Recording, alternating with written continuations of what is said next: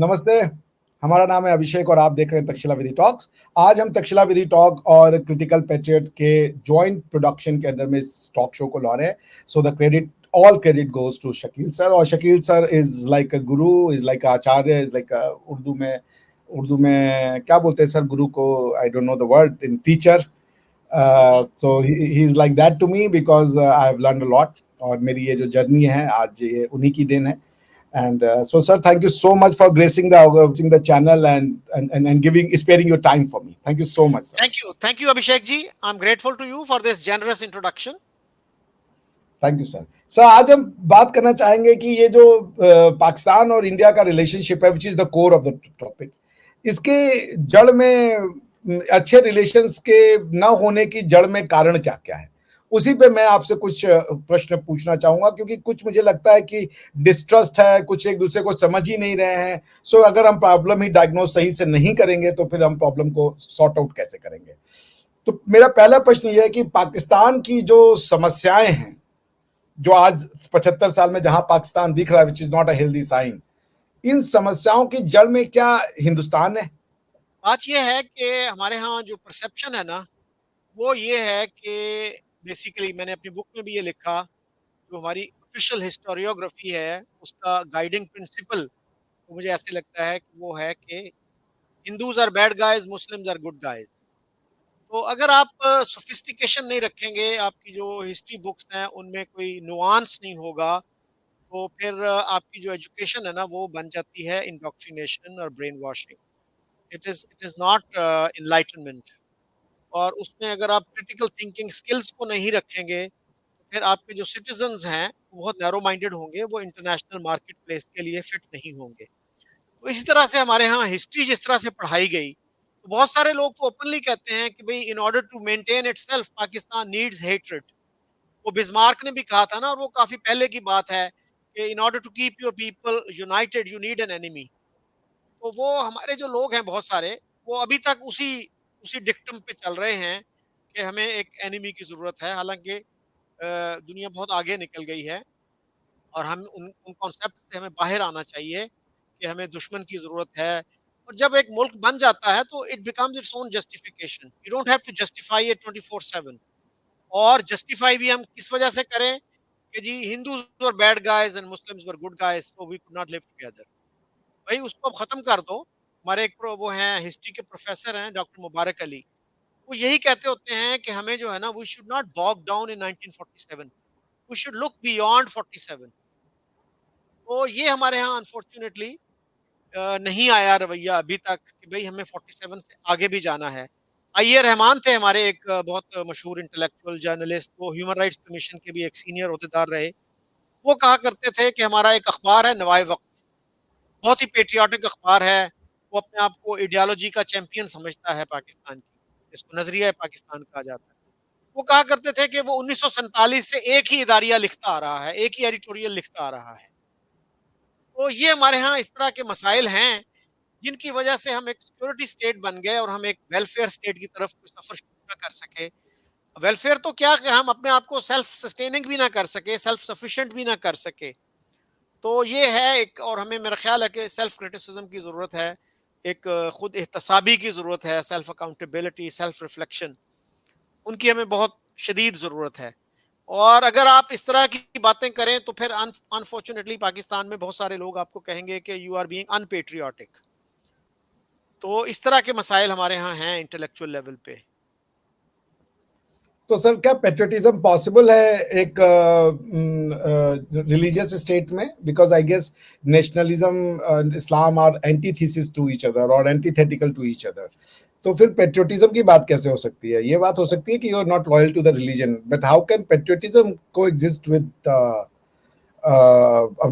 Theocracy, specially Abrahamic? जी, इसमें बहुत सारे व्यूज हैं। कोई मोनोलिथिक व्यू नहीं है इस पे। और यह मकबूल जान मसलन वो धरती के जो है, वो धरती को कोई अहमियत नहीं देते। वो कहते हैं जी धरती जो है अगर घास उगाना बंद कर दे तो आप छोड़ के इसको चले जाते हैं। और धरती जो है अगर उसमें अर्थक्वेक आ जाए तो आप माफी मांगते हैं उससे, ये करते हैं वो करते हैं। तो बहुत सारे लोग हैं वो धरती के हक में नारे भी लगाते हैं पाकिस्तान में। वो पोएम्स भी लिखते हैं, पोएट्री में बहुत ज़्यादा ज़िक्र है धरती का। तो कन्फ्लिक्टिंग व्यूज़ हैं, कोई बड़ा ईज़ी नहीं है, एक एक इंटरप्रिटेशन नहीं है कि जी इस्लाम ये कहता है और पैट्रियटिज़्म ये है। So there are different different interpretations. But एक चीज तो तय है कि इस्लाम में नेशनलिज्म की तो कोई जगह नहीं है।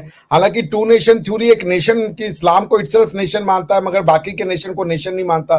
तो ये बड़ी ही कॉन्ट्राडिक्टरी बात नहीं है कि नेशन को किल करके नेशन बनाया जाए। वो तो आपको पता है ना, इकबाल की भी जो पोइट्री है उसमें भी आपको ये कंट्रडिक्शन नजर आ जाएगी। आखिरी उम्र में उन्होंने एक वो कहा है, एक पोएम है जिसमें उन्होंने कहा कि इन ताज़ा खुदाओं में बड़ा सबसे वतन है, जो पैरहन इसका है वो मजहब का कफन है। यानी जो जो ताज़ा खुदा हैं या आइडल्स हैं, उनमें जो होमलैंड है या कंट्री है वो सबसे बड़ा है, और इसका जो पैरहन है, जो इसका लिबास है, वो मजहब का कफन है। So that is shroud, burial shroud for religion. तो आज भी हमें बताया जाता है कि अल्लामा इकबाल जो हैं वो तो पाकिस्तान के नेशनल पोएट हैं। भाई नेशनल पोएट हैं तो फिर उन्होंने तो इसकी नेगेशन कर दी, टेरिटोरियल नेशनलिज्म की। तो there is no clarity really, to be honest. तो और नया खुदा, ये अर्थ कैसे हो गया? क्योंकि अब्राहम और उसके पहले तो सब मूर्ति पूजा और अपने अपने जमीनों की ही पूजा करते थे। तो नया खुदा तो ये वाला खुदा आया, बाकी सब तो पहले वही सिस्टम चलता था। तो ये कैसे नहीं नहीं, डिटरमाइन हुआ? उन्होंने यही कहा ना कि इन ताजा खुदाओं में बड़ा सबसे वतन है, कि तो जो वही जो मैं कह रहा हूँ मॉडर्न। ना कि हाँ। ताजा खुदा तो वतन हो ही नहीं सकता, वतन तो पहला खुदा है। हम्म। आप समझ रहे मेरी बात ना? क्योंकि अब्राहम के साथ ये कॉन्सेप्ट आता है ना कि भाई जी। अब्राहम भी तो गॉड ऑफ इजराइल था, अब्राहम का भगवान भी तो गॉड ऑफ इजराइल था, वो भी तो लैंड का ही था, वतन ही था। हम्म। हम्म। और अगर अगर आप इस्लाम की लीनियज को अब्राहम से नहीं जोड़िएगा तो इस्लाम की वैलिडिटी पे क्वेश्चन आ जाएगा ना सर। आप मेरी बात समझ रहे हैं? हम्म। तो पॉइंट ये कि मेरे ख्याल से जो वो थे अलामा साहब, उनकी कंसेप्शन शायद ठीक नहीं थी। ताजा खुदा में सबसे ताजा खुदा अब्राहम का खुदा है, बाकी सारे कुरान खुदा बहुत पुराने हैं, तभी तो उनके विरोध किया जा रहा था। खैर एनीवेज, मैं इससे चाहता हूँ कि आप मुझे ये बताइए सर, मैं जिन चीज को समझना चाहता हूं आपसे कि हिंदुस्तान में एक बात बहुत वो है कि आप पाकिस्तानियों पे भरोसा नहीं कर सकते। ये, और मेरे अंदर भी ये फीलिंग्स है थोड़ी बहुत कि जब भी इनको मौका मिलेगा ये रिलीजन के ही फेवर में जाएंगे और ये इंडिया के कभी भी शुभ चिंतक नहीं हो सकते। क्या ये एक सही अंडरस्टैंडिंग है सर इंडियंस के मन में विजा वी इंडियन मुस्लिम्स? विज़ अभी इंडियंस कि हम जो हिंदुस्तानी है वो पाकिस्तानियों को ये देखते हैं कि देखो ये आपसे अगर मीठी बात कर भी रहे हैं, ऐसी बातें कर रहे हैं, तो ये एक शराड है, ये एक तरीके का प्रिटेंशियस बिहेवियर है। मन में तो यही है कि हम एक मुसलमान है और हमें काफिरों को खत्म करना है, और ये तो अभी इनसे दोस्ती कर लो और जैसे ही हमारा समय आएगा वापस से इन पे हम गजवा इन करके काबू हो जाएंगे। या ये अंडरस्टैंडिंग गलत है, लोगों में चेतना आ रही है कि नहीं ये जो है वो ऐसे ऐसा ऐसा नहीं है पाकिस्तान के लोगों में। अच्छा, उसमें भी मेरा ख्याल है कि कोई एक यूनिफाइड या मोनोलिथ व्यू नहीं है। अब जैसे आप देखिए जैद हामिद हैं, जैद हामिद ही कहते हैं कि हमें टेम्परेरीली सुलह कर लेनी चाहिए इंडिया से, वो तो इस तरफ नहीं आते। और यह मकबूल जान भी ये बात नहीं करते कि जी टेम्परेरीली सुलह कर लो फिर हम गजवा हिंद करेंगे। तो वो जो एक एक एक्सट्रीम फ्रिंज है वो तो ओपनली कहते हैं कि भाई हमें करना है। ये अलग बात कि उनके पास भी कोई ब्लूप्रिंट नहीं है। हमारे एक जर्नलिस्ट राहत खान उनका नाम है, उन्होंने एक दफ़ा एक पाकिस्तानी चैनल पे इंटरव्यू किया था ज़ैद हामिद, और ज़ैद हामिद से पूछा जी आपकी बड़ी एम्बिशन है कि आप दिल्ली पे कब्ज़ा कर लें, इंडिया पे कब्ज़ा कर लें। फ़र्ज़ करें आपने कर लिया, व्हाट नेक्स्ट? क्या करेंगे? मैं आपसे ज़्यादा पढ़ा लिखा हूँ, ज़्यादा एडवांस हूँ, ज़्यादा समझदार हूँ, आप मेरे साथ क्या सलूक करेंगे? तो उनके सबसे पास पहले सबको कन्वर्ट करेंगे हम तो।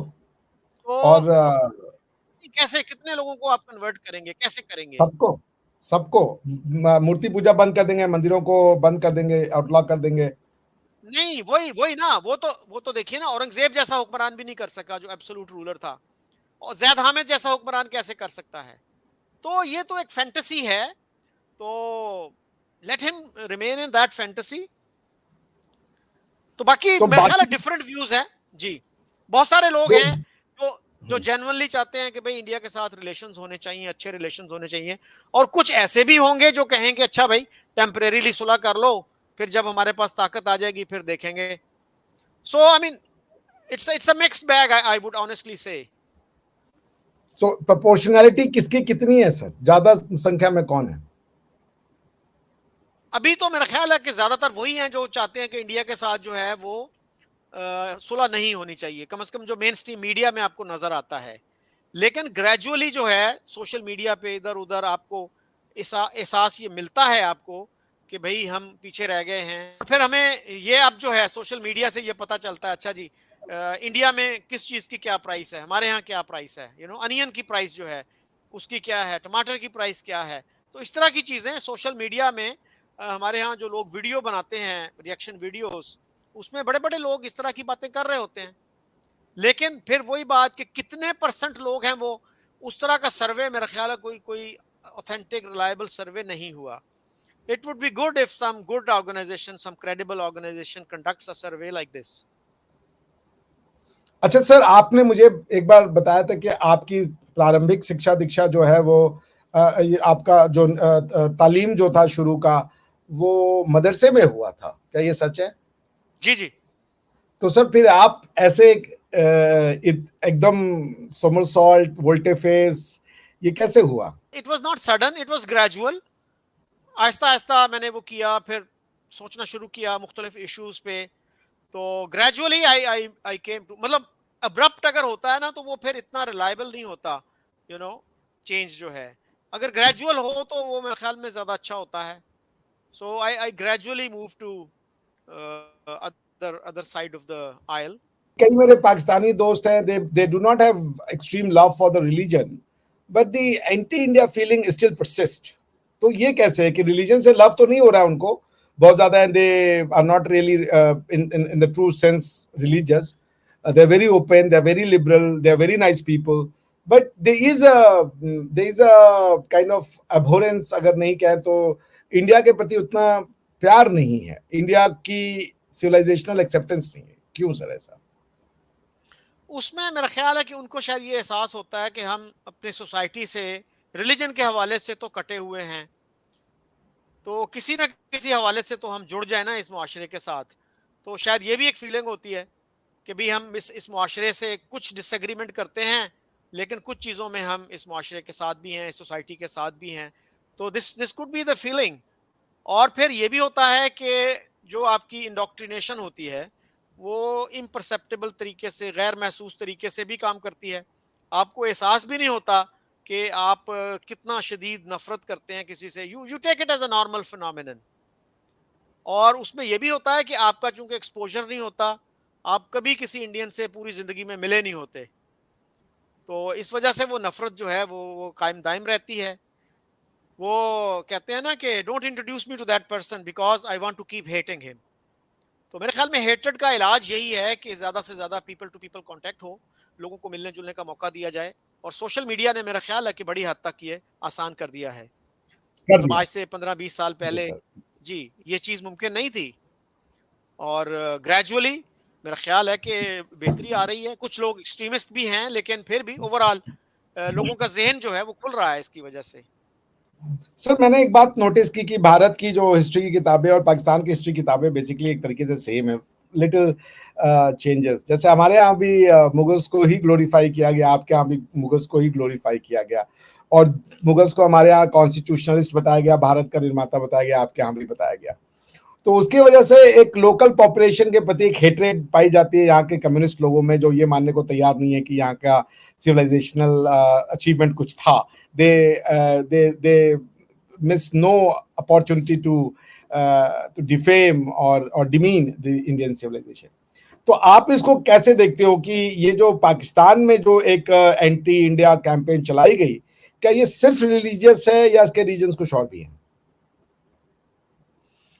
उसमें मेरा ख्याल है हर चीज को यूज किया जाता है उसको। जैसे मेरा अपना कोलीग था, हम लंच पे बैठे थे, तो वो कहने लगा कि कुरान में है कि यहूदों ने सारा यानी क्रिश्चियंस और जूस को दोस्त मत बनाओ। तो मैंने उनसे कहा कि भाई फिर चाइना से हमारी दोस्ती कैसे है? जूस और क्रिश्चियंस जो हैं वो तो अहले किताब हैं, they are people of the book. तो चाइनीज़ जो हैं वो तो एथियस्ट हैं, वो तो पीपल ऑफ द बुक भी नहीं हैं। किसी मौलवी से, किसी मुफ्ती से आप अगर पूछेंगे, तो वो आपको बताएगा कि एक मुसलमान मर्द जो है वो जूइश या क्रिश्चियन लड़की से शादी कर सकता है। लेकिन एक एथियस्ट लड़की से थियोलॉजिकली स्पीकिंग वो शादी नहीं कर सकता। तो ये फिर हमारी जो है, अगर जूस और क्रिश्चियंस के साथ हमारी फ्रेंडशिप नहीं हो सकती, तो फिर चाइना के जो कम्युनिस्ट हैं, एथियस्ट्स हैं, उनके साथ कैसे हो सकती है? तो वो सोच में पड़ गया, तो कहने लगा कभी मैंने इन लाइन्स पे तो सोचा ही नहीं। तो इसमें जो है ना, रिलीजन को भी यूज किया जाता है, and you subordinate religion to your strategic considerations even when you don't accept it. That is the reality.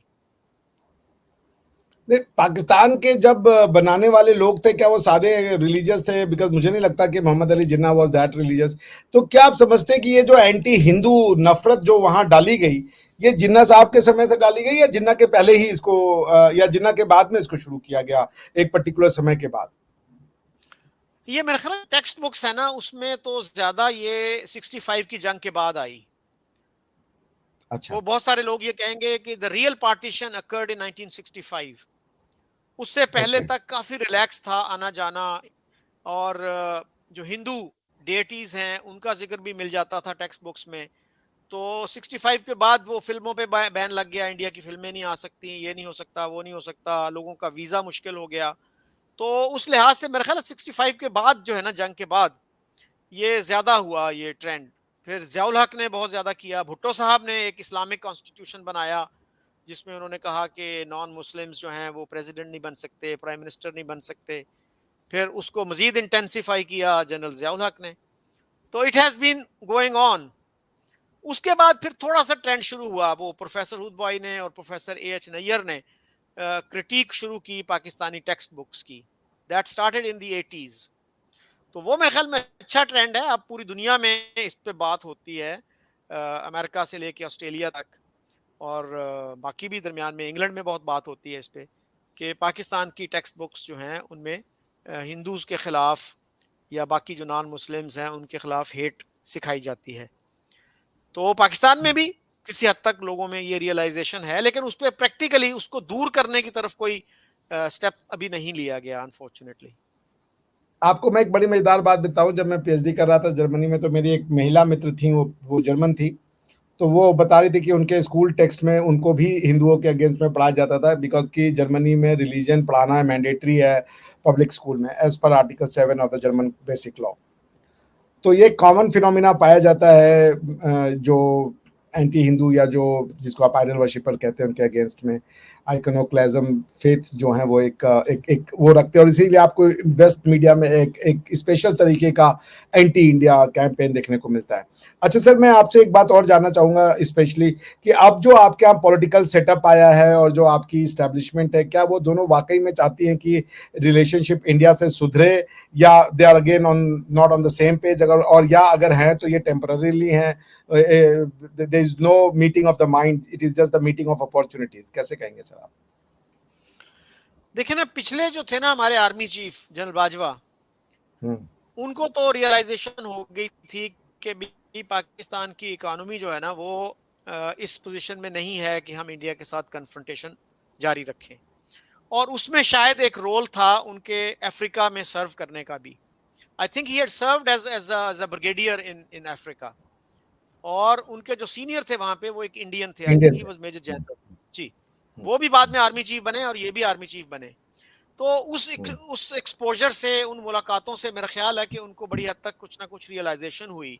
और वही बात है ना कि अगर आप एक दूसरे को जानते हो तो नफरत कम हो जाती है, अगर अगर कंप्लीटली खत्म ना भी हो तो उस लिहाज से उनको रियलाइजेशन थी और उन्होंने इंडिया के साथ नेगोशिएट किया भी। उस वक्त के जो आईएसआई चीफ थे उन्होंने एक रोल अदा किया, और अजीत डोवल साहब थे इंडिया की तरफ से। अब तो ये हमारे प्रेस में भी आ चुकी हैं, इंडिया में शायद इतना नहीं आया इसका। तो उन्होंने नेगोशिएट किया था कि प्राइम मिनिस्टर मोदी आएंगे, वो एक मंदिर है बलूचिस्तान में, वहां जाएंगे, फिर इस्लामाबाद आएंगे और ट्रेड रिलेशंस और स्पोर्ट्स रिलेशंस को रिवाइव करने का ऐलान करेंगे, और कश्मीर को 20 ईयर्स के लिए फ्रीज कर दिया जाएगा। सो वो मेरे ख्याल में बहुत अच्छी अपॉर्चुनिटी थी, लेकिन इमरान खान ने उसको रिजेक्ट कर दिया। हालांकि जनरल बाजवा का ये कहना है कि हमने उनको एतमाद में लेकर, उनको कॉन्फिडेंस में लेकर सारा कुछ किया था। और उसमें जो एक्सप्लेनेशन सामने आई है वो ये है कि जो फॉरेन मिनिस्टर थे उस वक़्त, मुल्तान से ताल्लुक़ रखते हैं वो शाह महमूद कुरैशी। उन्होंने इमरान खान के कान में ये कहा कि भई इस तरह अगर हमने मान लिया तो लोग हमें गद्दार कहेंगे, ट्रेटर कहेंगे, हमें वोट नहीं मिलेंगे। तो एक गोल्डन अपॉर्च्युनिटी जो है वो इस तरह से ज़ाय कर दी गई। अब जो हमारी एस्टेब्लिशमेंट है, आई होप जनरल बाजवा ने उनसे कोई बात की होगी, उनके इल्म में होगा कि भई कि किन हालात में क्या नेगोशिएट हुआ था। अगर वो उसी से स्टिक करते हैं, और मेरा ख़्याल है कि इसमें ज़रूरी है कि एक डिस्कशन शुरू की जाए, डिबेट शुरू की जाए। और हमारी हुकूमतें इसी वजह से डरती हैं कि हमारे यहाँ कभी इस पे डिबेट नहीं हुई। अगर इमरान खान में थोड़ी-सी समझ-बूझ होती तो वो ये कहते कि भई अभी ना करें इसको, हम थोड़ा-सा रिएक्शन देख लें अवाम का, और let's open up the debate. Main stream media में, सोशल मीडिया में तो होती रहती है ये डिबेट, मेन स्ट्रीम मीडिया में भी, टीवी चैनल पे, अखबारात में, ये हम खोल के देखते हैं, करते हैं। वो नहीं उन्होंने किया, वो खौफ में मुब्तला हो गए, डर गए कि ये तो जनाब एकदम क्या हो जाएगा।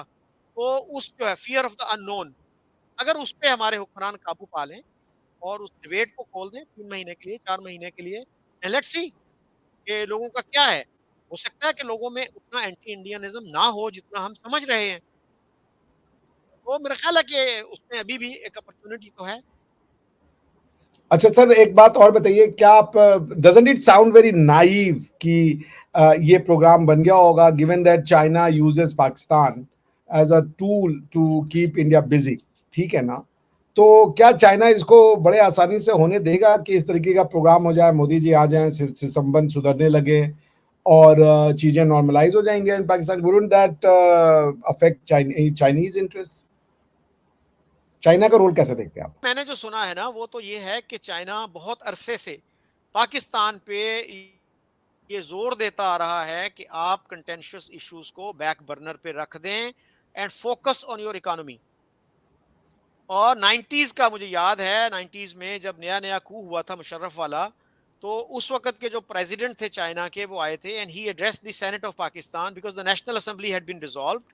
सेनेट से उन्होंने स्पीच की थी और उसमें उन्होंने यही कहा था कि अपने कंटेंशियस इश्यूज़ को आप बैक बर्नर पे रख दो और इंडिया के साथ रिलेशंस इंप्रूव करो। अनफॉर्च्यूनेटली हमें उसकी समझ नहीं आई, because we don't take subtle hints. तो डिप्लोमेसी में तो वो डंडा तो नहीं मारते, आपको सटल तरीके से ही समझाते हैं। तो वो हमें समझ नहीं आई। तो उसके बाद भी चाइना ने खुद भी इसी तरह किया। आप उनका 70s का 80s का डिफेंस बजट देखें, वो बहुत कम पैसे खर्च करते थे और दे वर क्वाइट वाइज। उन्होंने कहा कि इस वक्त जो है हम डिफेंस पे इतना ज्यादा अफोर्ड नहीं कर सकते। So they focused on their economy and now they are spending a lot of money. They are one of the probably the biggest spender on defence in Asia. तो ये बात है कि वो तो समझाते रहे हैं पाकिस्तान को। तो अगर पाकिस्तान के लोग जो हैं, पाकिस्तान के हुक्मरान अक्लमंदी का मुज़ाहिरा करते तो ये बात 25 साल 30 साल पहले समझ जाते। अच्छा सर, तो आप मुझे ये बताइए कि मुझे अभी भी एक बात में ये थोड़ा-सा खदशा है, maybe I am playing doubting, जिसे कह दीजिए थॉमस का रोल, कि क्या चाइना इंडिया को ब्लॉक नहीं करना चाहता, इंडिया को बढ़ते हुए नहीं देखना चाहता? ये तो सच है। तो अगर चाइना इंडिया को बढ़ते हुए नहीं देखना चाहता, क्योंकि अगर डेमोक्रेसी से इंडिया रिजल्ट लाता है, इकोनॉमिक डेवलपमेंट, मिलिट्री बाइट और डेवलप्ड नेशन का, so Chinese has lot to answer to their own people. So is this in this backdrop, ये जो बातें हैं, क्या इन बातों का कोई एक एविडेंशियरी बेसिस है कि चाइना ऐसी सलाह देगा कि आप इंडिया के साथ इकोनॉमिक रिलेशन ठीक करो और ये जो आप उनको प्रिक करते हो वो करना बंद कर दो? वो तो फिर इंडिया के जो इकोनॉमी है उसके लिए भी बहुत अच्छा होगा। If Pakistan normalises relationship with India, then India has lot to focus internally than on its western front and eastern front. इसको कैसे देखते हैं आप नहीं, सर, इस जी आर्ग्यूमेंट को? जी उसमें ये देखिए ना कि चाइना हो सकता है अब उनकी पॉलिसी इस लिहाज से कुछ बदल गई हो, लेकिन पाकिस्तान को भी पाकिस्तान को भी तो देखना है ना कि हमें किस चीज से फायदा है, किस चीज से नुकसान हो सकता है। इस वक्त पाकिस्तान का फायदा जो है इंडिया से अच्छे ताल्लुकात में है। तो चाइना को being a friend, if it is a selfless friend, तो उसको सपोर्ट ही करना चाहिए जैसे वो पहले करता आया है, ये सलाह देता आया। और जहाँ तक चाइना में डेमोक्रेसी का ताल्लुक है, तो मेरा ख्याल है China has changed a lot. अब आप ये देखिए कि अमेरिका में या वेस्ट में सबसे बड़ी जो स्टूडेंट कम्युनिटी है एक्सपेट्रिएट, वो चाइनीज़ होते हैं। तो एक वक़्त था कि जब कोई बंदा चाइना से बाहर जाना जो है उसके लिए बहुत ही मुश्किल होता था। अब इतने ज़्यादा चाइनीज़ टूरिस्ट बाहर जाते हैं, इतने स्टूडेंट्स बाहर जाते हैं, तो वो भी तो कुछ ना कुछ ओपन माइंडेडनेस लेके आते हैं ना। तो वो मेरा ख़्याल है चाइना को कुछ ना कुछ तो फिर खोलना पड़ेगा, कुछ रिफ़ॉर्म्स करनी पड़ेंगी। Call them political reforms, call them social reforms. तो वो तो मेरा ख़्याल है उनको करना ही पड़ेगा। तो बाकी जो इंडिया के साथ रिलेशंस हैं, मेरा नहीं ख़्याल कि वो भी कोई बहुत ज़्यादा उसको एस्केलेट करना चाहेंगे। Thank you, sir. I hope कि one day I will come and visit your home in sure, Pakistan and dhoti kurta पहन के मैं ट्राई करूंगा कि वॉक करूं and see what is the reaction.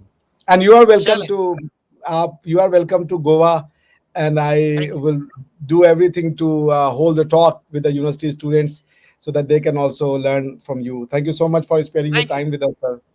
So we'll the look up. Pleasure is all mine. Thank you, sir. We will keep on visiting each other. We will keep on seeing each other. Thank you so much, sir. Sure.